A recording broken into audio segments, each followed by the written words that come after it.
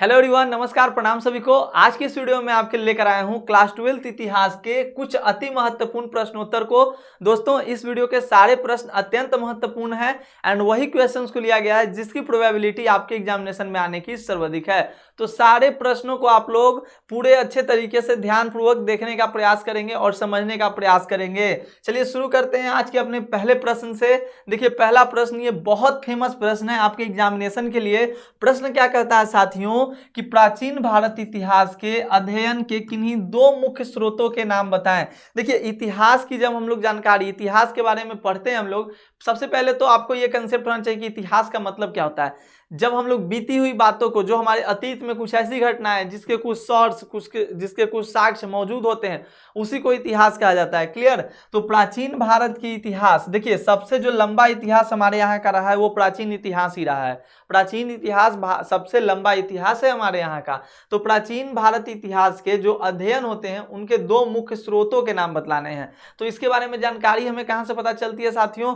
तो देखिए, पहला जो आपका हो जाता है साहित्यिक स्रोत। साहित्य का मतलब होता है वैसा स्रोत जो रिटन फॉर्म में हो। किस फॉर्म में हो? जो रिटन फॉर्म में हो। क्लियर? मतलब जिसके कोई लिखित जो साक्ष्य हैं वो मौजूद हो। और पुरातात्विक का मतलब होता है कि जैसे पुरातत्व का मतलब क्या होता है? सामग्री होता है ना। और पुरातत्व का मतलब पुराने सामग्री, मतलब वैसे कुछ पुरानी सामग्रियां, वैसे कुछ पुराने चीज जिनसे कि हमें ये पता चलता है कि नहीं अतीत में यानी कि पास्ट में क्या कुछ घटित हुआ होगा, क्या कुछ हुआ होगा, उसी को हम लोग पुरातात्विक स्रोत के अंतर्गत रखते हैं। तो देखिए, दो ही पूछा था। ऐसे अगर मान लीजिए कभी कभी तीन भी पूछ देता है तो एक जो हमारे यहाँ विदेशी यात्री आते थे या विदेशी जो विद्यार्थी आते थे पढ़ने के लिए, उन सबके द्वारा भी भारत के प्राचीन इतिहास के बारे में वर्णन किया गया है। तो उसको भी आप क्या कर सकते हैं? तो एक्सप्लेन कर सकते हैं अगर पूछे तो। हालांकि यहाँ पर प्रश्न जो है आपके एग्जामिनेशन में इस प्रश्न को पूछा जा चुका है और मुख्य यहाँ पर दो ही पूछा था कि प्राचीन भारतीय इतिहास के अध्ययन के दो मुख्य स्रोतों के नाम बताइए। तो पहला मैंने आपको साहित्यिक स्रोत के बारे में बतलाया और दूसरा पुरातात्विक स्रोत के। याद रखिएगा, साहित्यिक स्रोत और पुरातात्विक स्रोत। क्लियर? पुरातात्विक स्रोत के अंतर्गत बहुत सारी चीजें, और जो प्राचीन इतिहास जो मुख्य रूप से है दोस्तों वो पुरातत्व पे ही आधारित है। कहने का मतलब कि पुरातात्विक स्रोत पे ही आधारित है। अब पुरातत्व क्या होता है हम लोग आगे देखेंगे। अभी देखिए, अगला प्रश्न इसी पे है कि पुरातत्व से आप क्या समझते हैं, यानी कि what do you mean by archaeology. मतलब आर्कोलॉजिकल जो सोर्सेस होते हैं, पुरातात्विक जो स्रोत होते हैं, उससे आप क्या समझते हैं। तो देखिए, पुरातत्व का मतलब क्या होता है? कहता है कि पुरातत्व जो है वह विज्ञान है जिसके माध्यम से पृथ्वी के अंदर छिपी हुई सामग्रियों की खुदाई कर अतीत के लोगों के जीवन की जानकारी प्राप्त की जा सकती है। अब आप बोलिएगा सर, अभी तो आप बोले थे कि पुरातत्व का मतलब जैसे पुराने जमाने के जो भी लोग होते थे उनके द्वारा जो वस्तुएं उपयोग में लाई गई उन सभी चीजों का अध्ययन करना, लेकिन यहाँ पर खुदाई सर कर रहा है, खुदाई कर। तो देखिए क्या होता है, दिन प्रतिदिन आपको भी ये आभास होगा, आपको भी ये जानकारी होगी कि पृथ्वी की जो परत होती है वो ऊंचा होती जाती है। जैसे कि अभी अगर हम लोग अपने पूर्वजों का कुछ सामग्री खोजना हो तो हम लोग क्या करेंगे? खुदाई करेंगे। घर वर बनता है तो क्या होता है, धीरे धीरे उसमें लोग मिट्टी का भराव करते हैं, ये सब होता है। तो इसीलिए यहाँ पर कहा गया कि पुरातत्व वह विज्ञान है जिसके माध्यम से पृथ्वी के अंदर जो छिपी हुई सामग्री होती है उनका हम लोग खुदाई करके अतीत मतलब जो पास्ट की जो घटना होती है उसके लोगों के जीवन की जानकारी की प्राप्त की जा सकती है। ठीक है? पुरातत्व से आप क्या समझते हैं दोस्तों? तो पुरातत्व का मतलब कि जब जो भी पुरानी सामग्री, जो भी पुरानी वस्तुएं हैं जिसका हम लोग धरती के अंदर खुदाई करके उसके बारे में जानकारी प्राप्त करते हैं, उसी को पुरातत्व कहा जाता है। क्या है ना कि पुरातत्व जो है वो वैज्ञानिक तथ्यों पर आधारित है। कहने का मतलब जैसे एक बहुत ही इंपॉर्टेंट फेमस क्वेश्चन है। देखिए, ये बोर्ड का सिंपल सा मैं बोलूं तो बिहार बोर्ड का बहुत ही फेमस सा प्रश्न है C14 विधि। ठीक है? बिहार बोर्ड का C14 विधि, कार्बन डेटिंग पद्धति भी इसे कहा जाता है। इसकी यह क्या होता है, यह किसी वस्तु की काला अवधि को मापने में अपना अहम योगदान अदा करता है। मतलब कि कौन सा वस्तु कितने साल पुराना है, किस वस्तु का लाइफ कितना साल हो चुका, इसकी जानकारी हमें यह C14 विधि देता है। उसके भी कुछ प्रोसेस है जो मैं आगे आपको पढ़ाऊंगा। तो क्या है ना, ये पुरातत्व जो है वैज्ञानिक तथ्यों पर आधारित है जिसके कारण पुरातत्व एक सर्वाधिक महत्वपूर्ण स्रोत के रूप में माना जाता है। क्लियर? इसके अंतर्गत खुदाई में प्राप्त सिक्कों, अभिलेखों, खंडहर एवं स्मारक आदि की गणना की जाती है। मतलब इसके अंतर्गत खुदाई में जितने भी प्राप्त सिक्के होते हैं, अभिलेख होते हैं, खंडहर होते हैं, ये सब क्या है, तो ये सब पुरातत्व के ही एग्जाम्पल है। कौन कौन, देखिए जैसे सिक्के हो गए, अभिलेख हो गए, खंडहर आपके हो गए, स्मारक, ये सब आपके पुरातत्व के एग्जाम्पल हो जाएंगे। तो पुरातत्व के अंतर्गत आपके सिक्के आ गए, अभिलेख आ गए, खंडहर हो गया, स्मारक हो गया, ये सब पुरातत्व के अंतर्गत आपके आते हैं। कहता है कि किसी भी सभ्यता के इतिहास की जानकारी के लिए पुरातत्व एक महत्वपूर्ण स्रोत है। सभ्यता क्या, मैंने आपको क्या बोला कि प्राचीन इतिहास की जानकारी में जो पुरातात्विक जो स्रोत है, पुरातत्व जो है वो अपना अहम रोल अदा करता है, ठीक है। और पुरातत्व जो होता है दोस्तों, ये प्राचीन इतिहास की जानकारी में हमारी बहुत ज्यादा सहायता करता है, तो ये ध्यान रखिएगा। क्लियर क्या, और किसी भी सभ्यता कहने का मतलब एग्जाम्पल ले लीजिए, आपको क्लास 12 का चैप्टर 1 अभी मैंने हाल ही फिलहाल में पढ़ाया पूरे अच्छे तरीके से। तो चैप्टर 1 में आपका जो हड़प्पा सभ्यता है, ये भी पूरा का पूरा तो पुरातत्व पे ही आधारित है ना, पूरा का पूरा क्या है, हड़प्पा सभ्यता आपका पुरातत्व पे आधारित है। क्लियर, चलिए आगे बढ़ते हैं हम लोग। अगला जो हमारा प्रश्न है, देखिए साथियों, कि अभिलेख किसे कहते हैं। तो अभिलेख अभी मैंने आपको पढ़ाया कि जो इंस्क्रिप्शंस है, यानी कि जिसे आप अभी अभिलेख कह रहे हैं, तो ये जो इंस्क्रिप्शंस है ये किसका एग्जाम्पल है, ये भी पुरातत्व का ही एग्जाम्पल है। तो अभी प्रश्न आ गया है कि what do you mean by inscription, या अभिलेख किसे कहते हैं। तो अभी देखिए, लेख का मतलब होता है लिखा हुआ, अभिलेख मतलब समझ लीजिए, अभिलेख उन लेखों को कहा जाता है जो स्तंभ पे, चट्टान पे या गुफाओं, ताम्रपत्रों और पत्थरों की चौड़ी पट्टियों पर खुदे तत्कालीन शासकों के शासन का सामाजिक, राजनीतिक, आर्थिक व धार्मिक जानकारियां देते हैं। कहने का मतलब हुआ, समझिएगा, पहले के जमाने में क्या होता था, आज हमारे यहाँ क्या है, कोई भी फरमान जारी होता है, कोई भी आदेश जारी होता है, तो वो सब क्या होता है, PDF के फॉर्म में, रिटन डॉक्यूमेंट के फॉर्म में, पेज पे हमें मिलता है कि नहीं। लेकिन पुराने जमाने में पेज का जो था वो आविष्कार नहीं हो चुका था, खोज नहीं हो चुका था। तो क्या हुआ दोस्तों, कि पहले के जो राजा होते थे प्राचीन इतिहास के, वो अपनी राजा मतलब अपनी प्रजा के बारे में या अपने शासन काल के बारे में या कोई भी अपना जो भी फरमान जारी करना हुआ, तो वो जो अपना फरमान जारी करते थे, तो स्तंभ पे, चट्टान पे या गुफाओं या ताम्रपत्रों पे क्या करते थे, वो अपना फरमान को खुदवाते थे। जैसे खुदवाना मतलब समझ गए, जैसे मान लीजिए एग्जाम्पल के तौर पे आप सिलौटी जानते हैं, जिसपे मसाला पिसाता है। आमतौर पे अब तो मिक्सी मशीन आ गया, लेकिन सिलौटी जो होता है आपने देखा होगा, उसमें क्या होता है, धीरे धीरे उसमें घाट बनाया जाता है, खोद के छेनी और हथौड़ी से, होता है ना। तो उसी तरह से पुराने जमाने में जो भी मतलब तत्कालीन शासक होते थे उस समय के, वो अपने फरमान को खुदवाते थे, उस पर उत्कीर्ण करवाते थे, लिखवाते थे। क्लियर, तो ये ध्यान रखिएगा। अब उनकी लिपि कैसी होती थी, इन लिपियों के बारे में भी आपको पढ़ना होगा, तो ये सब ध्यान में रखिएगा। अगला देखिएगा, मौर्यकालीन इतिहास के प्रमुख स्रोतों का संक्षिप्त विवरण दीजिए। देखिए मौर्यकालीन इतिहास ये कब की है घटना भाई, तो मौर्यकालीन इतिहास ये जो घटना है, ये प्राचीन इतिहास की घटना है। कब की घटना है, प्राचीन इतिहास की घटना है, ध्यान दीजिएगा। तो प्राचीन इतिहास की घटना के बारे में जानकारी मैंने आपको सिंपल सा बताया कि पुरातत्व पर आधारित होता है और साहित्यिक स्रोत होते हैं, कुछ विदेशी यात्रियों के विवरण होते हैं। तो उन्हीं तीनों को तो एक्सप्लेन करना है मेरे मित्र, उन्हीं तीनों को तो भैया एक्सप्लेन करना है जी। तो आइए ना देख लेते हैं। मौर्यकालीन इतिहास के प्रमुख स्रोतों का संक्षिप्त विवरण देने के लिए कह रहा है। तो मौर्यकालीन इतिहास की जानकारी हेतु हमारे पास साहित्यिक एवं पुरातात्विक दोनों प्रकार के स्रोत हैं, ठीक है। पहला कहता है साहित्यिक स्रोत। अब देखिए साहित्यिक स्रोत के अंतर्गत कौन कौन सा चीज आ गया, देखिए यहाँ पे ध्यान दीजिए।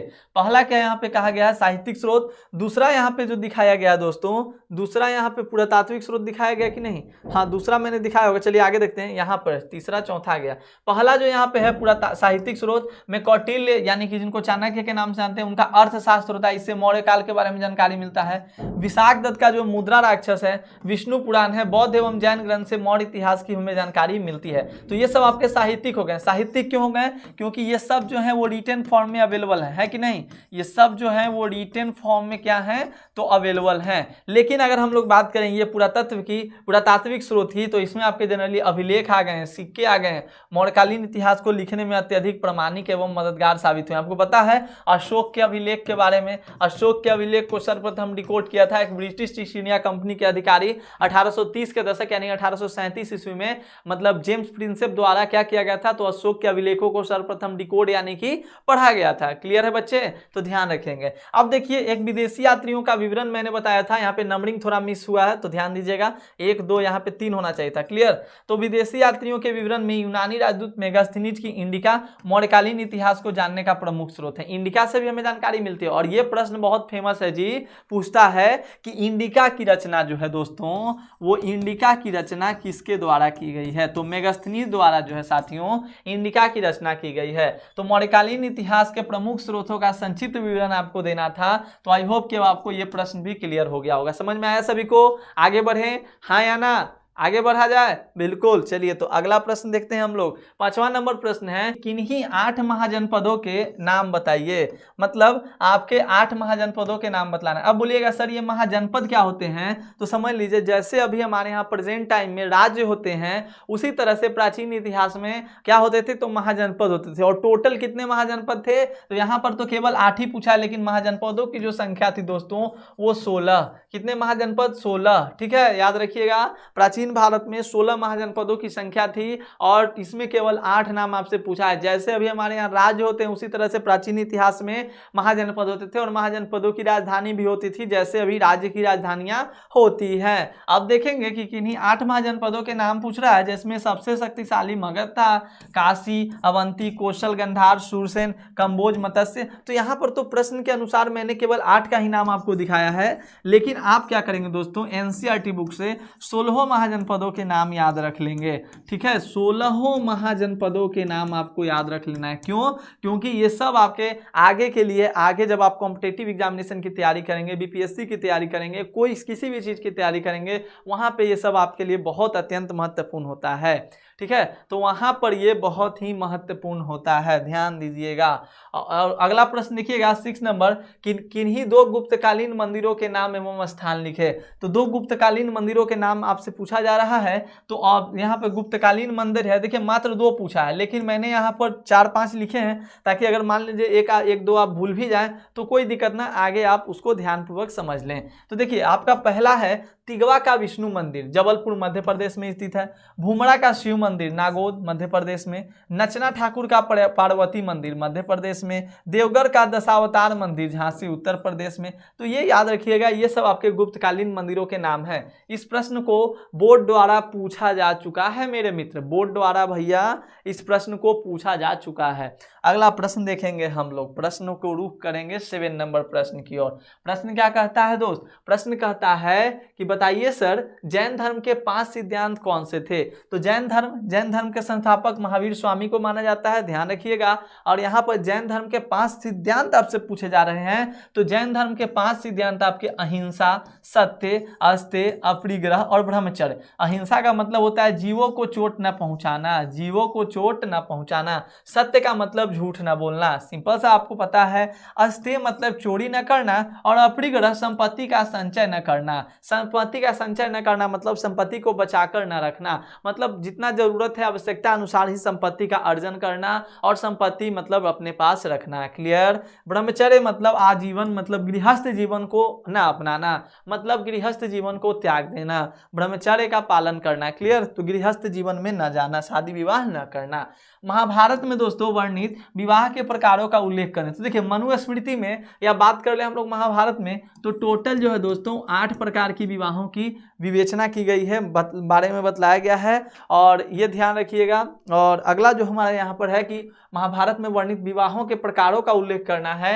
तो 8 प्रकार के विवाह हैं, जिसमें से सबसे जो महत्वपूर्ण, सबसे जो अच्छा विवाह है वो ब्रह्म विवाह है, दैव विवाह भी है, आश्र विवाह, प्रजापत्य विवाह, असुर विवाह, गंधर्व विवाह, राक्षस विवाह, पिशाच विवाह।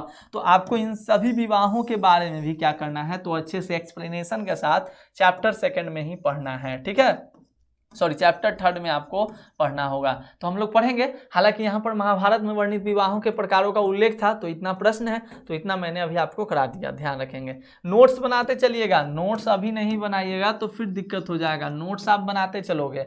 देखिए हम्पी के बारे में आप क्या जानते हैं? तो हम्पी विजयनगर साम्राज्य से संबंधित है, अभी वर्तमान में इसका नाम हम्पी है, अब खंडहर बन चुका है विजयनगर साम्राज्य। तो यही सब लिख देना जो भी आपके टर्म्स ध्यान में है। हम्पी हिंदू राज विजयनगर साम्राज्य की राजधानी थी और तुंगभद्रा नदी नदी के तट पे, देखिए हम्पी कहाँ किस नदी के तट पे था, तुंगभद्रा नदी, तो तुंगभद्रा नदी के तट पर स्थित यह नगर अब हम्पी नाम से जाना जाता है और अब केवल खंडहरों के रूप में ही अवशेष हैं। इन्हें देखने से प्रतीत होता है कि किसी समय में यहाँ एक समृद्धशाली सभ्यता निवास करती होगी, किसी समय में यहाँ पर एक समृद्धशाली सभ्यता निवास करती होगी। ठीक है, तो याद रखिएगा। ठीक है दोस्तों, ध्यान रखेंगे।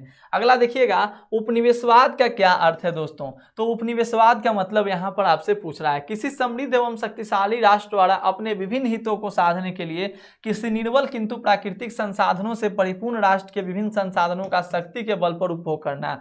उपनिवेशवाद कहने का मतलब जिस प्रकार से दोस्तों जीता जागता उदाहरण मैं आपको बता दूं, अंग्रेजों द्वारा भारत को उपनिवेश बनाया गया था। सबसे जीता जागता उदाहरण यही है कि कोई भी अगर राष्ट्र जो है समृद्ध है, शक्तिशाली है, बड़ी सब मतलब जो रिसोर्सेस से वो क्या है परिपूर्ण है, वैसे राष्ट्र पर क्या करना, बलपूर्वक उस पर कब्जा करना, उसके जितने भी मतलब रिसोर्सेस हैं उसका अति दोहन करना, उनके संसाधनों को पूरी तरह से अपने लिए मतलब उपयोग करना, शक्ति के बल पे पूरा का पूरा संसाधन उपभोग कर जाना। उपनिवेशवाद बोले तो सिंपल शब्दों में कि किसी को गुलाम करना, यानी जो कमजोर राष्ट्र है मतलब पहले से मतलब समृद्ध और शक्तिशाली है, ठीक है, लेकिन मतलब क्या होता है कि जब कोई समृद्ध और शक्तिशाली राष्ट्र क्या करता है, किसी निर्बल पर, निर्बल है लेकिन क्या वहां पे प्राकृतिक संसाधन पूरा का पूरा भरा हुआ है। जैसे आपको पता होगा भारत को ही सोने के चिड़िया के नाम से जाना जाता था, ठीक है, क्योंकि हमारे यहाँ सोने बहुत ज्यादा थे।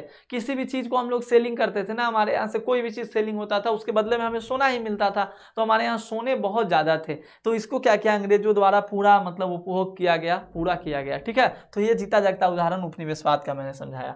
अगले प्रश्न की ओर देखते हैं कि प्राचीन भारत में वर्णित 4 वर्णों का नाम लिखें। वही 4 वर्णों का नाम वो आपने पढ़ा होगा, ब्राह्मण, वैश्य, शूद्र, क्षत्रिय। ठीक है, तो ब्राह्मण, क्षत्रिय, वैश्य और शूद्र में विभाजित किया गया था। कहा जाता है कि ब्राह्मण जो था वो ब्रह्मा जी के ब्राह्मण जो था वो कहां से निकला था, कमेंट सेक्शन में बताइएगा। क्षत्रिय कहां से निकला था, वैश्य कहां से और शूद्र कहां से। ये पैर से, ये जांग से, क्षत्रिय और ब्राह्मण, ये सब का मतलब एक तरह से आपको इसमें विभाजित किया गया है कि कौन कहां से। ठीक है, मुख से निकला तो उसको ब्राह्मण कहा गया। ठीक है, जो यहाँ से मतलब इस पार्ट से निकला उसको क्षत्रिय कहा गया। वैश्य जो हो गया वो आपके क्या हो गए, तो जांग से उत्पन्न हुए। शूद्र जो है वो आपके पैर से उत्पन्न, ये यहाँ पर कहा गया है। प्राचीन भारत में वर्णित 4 वर्ण थे, केवल ब्राह्मण, क्षत्रिय, वैश्य और शूद्र। आज हमारे यहाँ तो बहुत सारे हो चुके हैं ना, बहुत सारे लाला, ब्राह्मण, मतलब बहुत सारे, अब जाति में बदल गया है। पहले वर्ण था अब जाति में बदल गया है।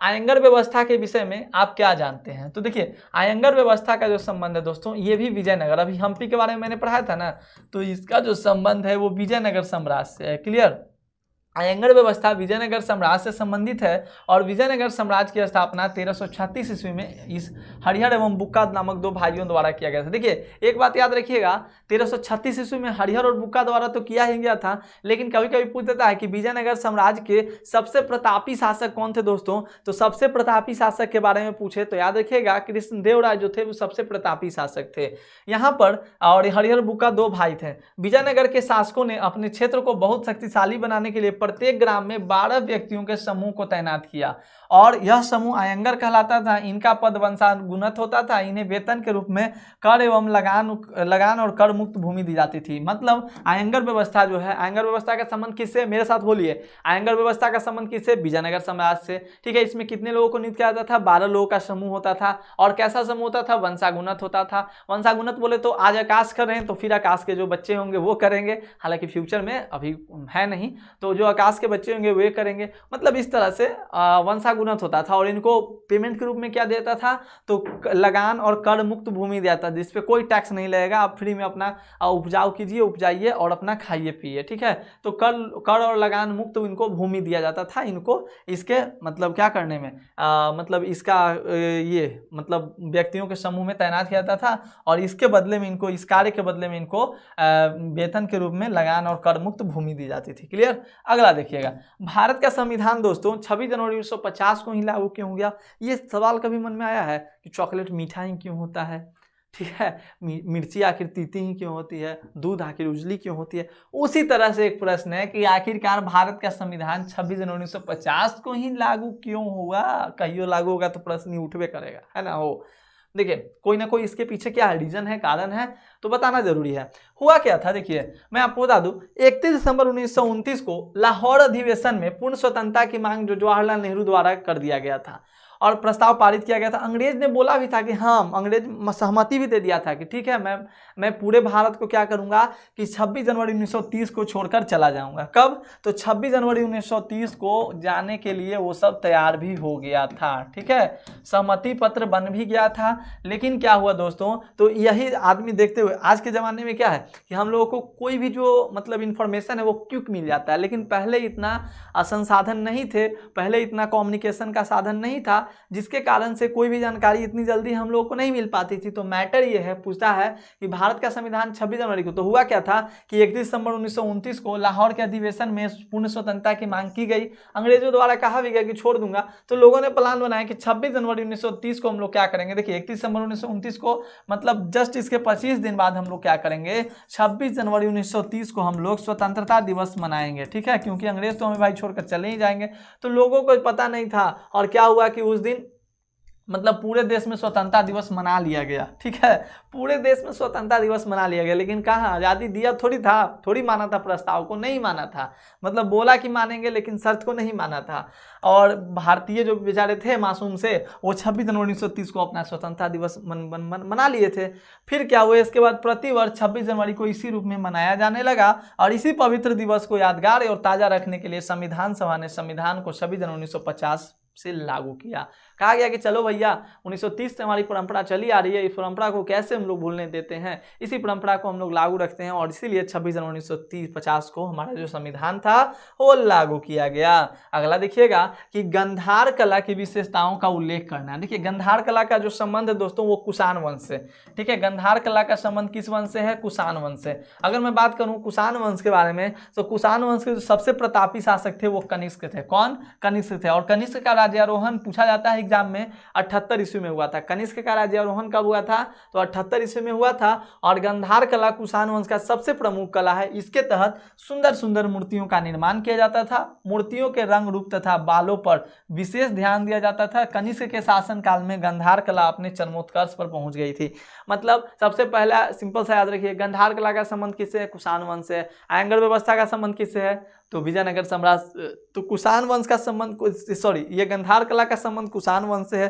कुषाण वंश का सबसे प्रतापी शासक कनिष्क, कनिष्क का राज्यारोहण 78 ईस्वी में। फिर गंधार कला कुषाण वंश का सबसे प्रमुख कला है। इसके तहत सुंदर सुंदर, देखिए सुंदर सुंदर मूर्तियों का निर्माण किया जाता था, सुंदर सुंदर, और उनको अलंकृत करने के लिए मूर्तियों के रंग रूप पर भी विशेष रूप से ध्यान दिया जाता था। और कनिष्क के शासनकाल में जो गंधार कला था वो चरमोत्कर्ष पर था। तो गंधार कला एक ऐसी कला थी जिसमें सुंदर सुंदर मूर्तियों को बनाया जाता था उसके मतलब जो मतलब क्या कहें, उसके मतलब रूप रंग पे विशेष ध्यान दिया जाता था, गुलापन ये सब पे विशेष ध्यान दिया जाता था। अगला देखिएगा, आईने अकबरी क्या है, यह कितने भागों में विभाजित है। VVI प्रश्न रखिएगा भैया, VVI रखना है। आईने अकबरी क्या है, कितने भागों में विभाजित है, तो आईने अकबरी अकबरकालीन 16वीं एवं 17वीं सदी के कृषि संबंधी इतिहास की जानकारी का एक विश्वसनीय एवं महत्वपूर्ण स्रोत है। इसकी रचना जो है अकबर के ही एक नौरत्न दरबारी अबुल फजल ने की थी। देखिए नौरत्न केवल अकबर के दरबार में नहीं होते। एक बच्चे ने कमेंट किया था, कोई लड़की थी, उनका था कि सर नौरत्न किनके किनके दरबार में हुए थे, तो नौरत्न केवल अकबर के दरबार में नहीं हुए थे। अब बच्चे मुझे कमेंट सेक्शन में कमेंट करके बतलाएंगे कि बताइए नौरत्न किसके किसके दरबार में थे। प्राचीन इतिहास में हमारे यहाँ नौरत्न किसके किसके दरबार में थे, क्लियर, तो बताइएगा। तो इसकी रचना अकबर के ही एक नौरत्न दरबारी अबुल फजल ने की थी। इसमें अकबर के दरबार, उसके प्रशासन के बारे में चर्चा की गई। तो आईने अकबरी में अकबर के दरबार और उसके प्रशासन के बारे में, भी चर्चा की गई है, क्लियर। आईने अकबरी कितने भागों में विभाजित है, तो यह 5 भागों में विभाजित है, ठीक है। और आईने अकबरी के अनुसार भूमि जो है दोस्तों वो कितने भागों में विभाजित है, तो भूमि जो है वो 4 भागों में विभाजित है। तो आईने अकबरी पूछे तो 5 भागों में विभाजित है, लेकिन भूमि के बारे में पूछे तो भूमि कितने भागों में विभाजित है, तो भूमि 4 भागों में विभाजित है। क्लियर। तो इस तरह से दोस्तों इस वीडियो में मैंने आपको टोटल 15 इंपॉर्टेंट VVI अति महत्वपूर्ण परीक्षा में पूछने जाने वाला सबसे मोस्ट प्रोबेबिलिटी वाला प्रश्न मैंने पढ़ाया आपको। तो उम्मीद है कि आपको सारे प्रश्न समझ में आए होंगे। प्रश्न समझ में आए हो तो लाइक जरूर कीजिएगा, चैनल पर नए होंगे सब्सक्राइब कर लीजिएगा और अपने दोस्तों के साथ इस वीडियो को शेयर कीजिएगा। और इसी तरह से अच्छे वीडियोस के लिए हमारे चैनल को सब्सक्राइब कर लेंगे और आप प्रतिदिन क्लासेस को अटेंड करेंगे। मिलते हैं हम लोग नेक्स्ट क्लास में, तब तक के लिए धन्यवाद। जय हिंद, जय भारत।